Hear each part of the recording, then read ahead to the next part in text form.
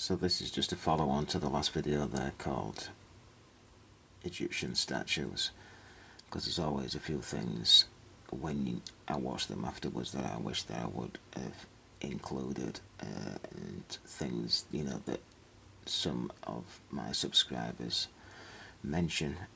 So yeah, I'm going to make it quick anyway. The images are already there on my Google page, so you can go and check them over. They're very large. You can zoom in on areas to confirm what I'm talking about here, so we'll just get on with it, because I suppose one of the main premises to that video was pointing out this type of granite again, and I don't believe that it's granite, and it's the substance that's just got loads of little bits all over it. Yeah, and you know, if you was to touch this, it feels smooth to the touch, right?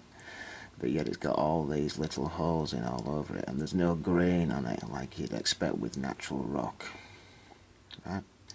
And with the areas that seem to have been carved out,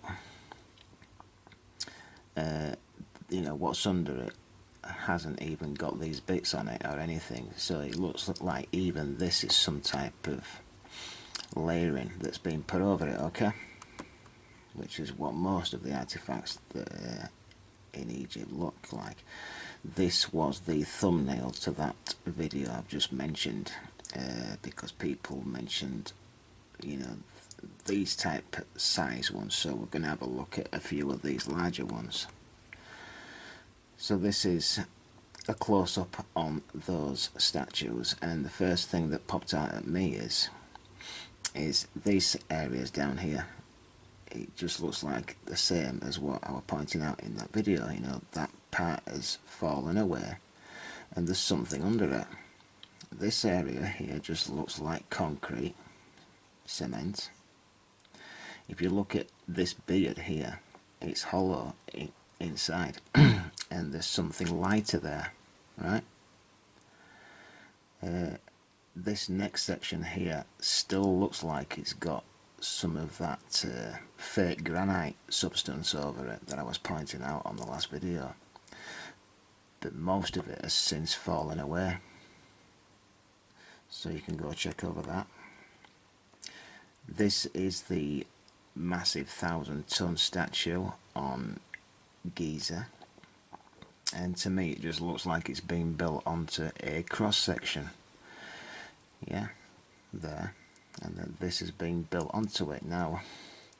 You know, because down here, I mean, it doesn't look like natural rock again, does it? It looks like all these little balls have just been piled in here, building it up, right? And then they will smooth it off into a shape, even though this area does look like it's been melted, like I pointed out in one of the earlier videos that I made.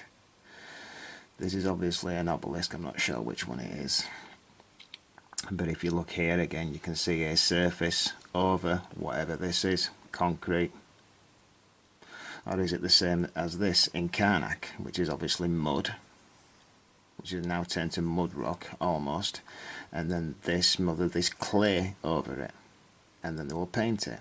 That is what Karnak is made of. It's not rock.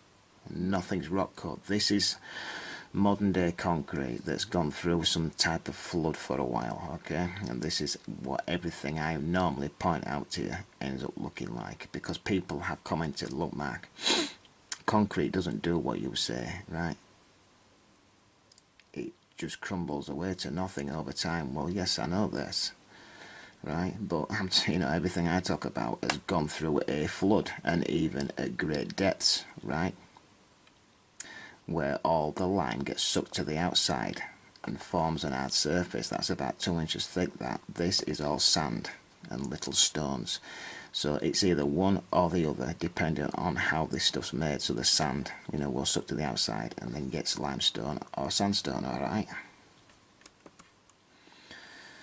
This is the Pantheon. Outside the Pantheon, and you've got these pillars again that look like that granite stuff, you know, all the bits over. But here it looks like it's been damaged, and they've repaired it and then put some of this stuff back over it. But I don't even think it's that. I think it's revealing how this thing is actually built, how it's built inside, you know, with metal or wood or both, and then they smothered this stuff over it, and it's revealing it. This is Rome here, and this pillar does look like natural rock, you know, with a grain in it, but this one has actually broken away there, and it's revealing either concrete or simple sandstone inside. But this has been some sort of lacquer that's been smothered over it, and the rest of it has been built from brick. There's nothing megalithic there. This is inside the Pantheon, and it's the roof that we're going to look at, the dome. And this here, yeah, you know, when you look at this, it looks like the stuff I'm talking about with all the little bits in it. This is an image from about 100 or so years ago, and there's none of that stuff over it now, is there? If you look here where it's damaged, you can actually see wood, some type of wood here, because they will have made it as light as possible because it's a dome, and then they smothered some sort of concrete over it, right? And then since this, they've smothered this stuff over it that looks like granite. So the technology or the method of knowing what this stuff is has been known about for some time, and it's still known to this day because this has been made. And this is the so-called thunderstorm in Russia, and you can see that this is a different colour. This has been done more recently. It's been shoved up to here, like metal plating has been cut out, and then it's been shoved up to it, and that's where the last time this thing was repaired was shoved up to this, and this has since turned into the same colour as the rest, like this one will, right? You can see it. This is an amazing image. It wasn't in the last video, this, and like these balls here, it just looks like some type of natural rock, this, you know. But I mean, you wouldn't be making balls out of rock anyway, it's just too heavy. But just look at the depth of this surface that's over it, and then it's softer inside there. That's something different, I think. But then when you look at this, I mean, this is about, I don't know, 2 millimeters thick. This stuff over it, I don't know if this is some type of lacquer or if this has been caused by the flood. But underneath here you can see how this has been built in sections, because if it wasn't, it wouldn't be revealing a circular imprint of how this thing was built, like with bars and then things built onto it. This part here has for some reason been knocked down here, there, and somehow it didn't damage the rest of the structure. And you can see an imprint there. When you go check the image, look at right there, and you will see a wooden beam, an imprint of a wood or metal beam that runs down the centre of this section here too. Okay, this thing here, well, that's a different artifact, I suppose, and you can see where the arms get jammed into here. But this thing in Egypt, if you look at where the leg has been knocked off, it's actually white. So this is like some sort of plaster, which is I presented 3 different paradigms, didn't I, in the last video, of how these things have been made.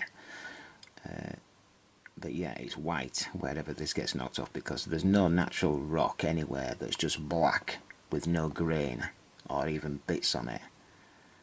It's some type of lacquer or spray, or it turned like this during the flood. But this is plaster underneath here,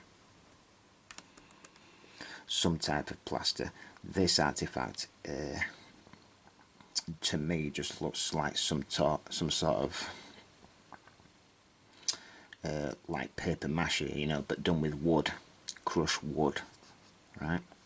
That's been crushed into the shape, and then they've painted it or lacquered it or something like that. When you go check this image, if you look down here at the chin, you can see just still how this has been built in sections, repaired. It's actually on this side, you can actually see, like I was pointing out in the last video. It's right there anyway, but just look at it. I mean, this hasn't been CNC'd, has it? You know, both sides are just different, completely different, both sides. I'm getting into that moment anyway.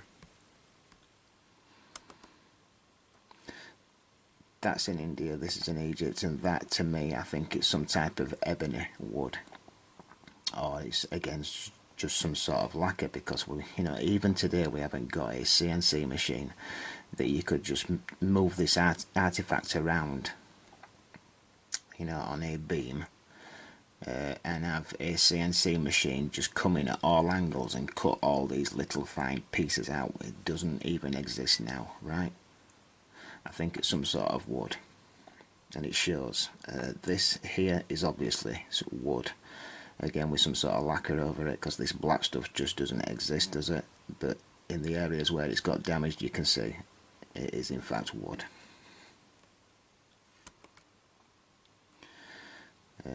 This is actually plaster here, so these are made out of some sort of plaster or clay. That's that black stuff again. When you come and check this one here, have a look at the hat. You know, material thing that they put over the heads, because this has been built in sections, and if you look down there, there's actually a pleat where they could take this off and replace it. It's right there. What I'm saying is, if this were natural wood or even rock, it would not, you know, leave a pleat all the way around there in a perfect line and leave this bottom bit and top bit, right?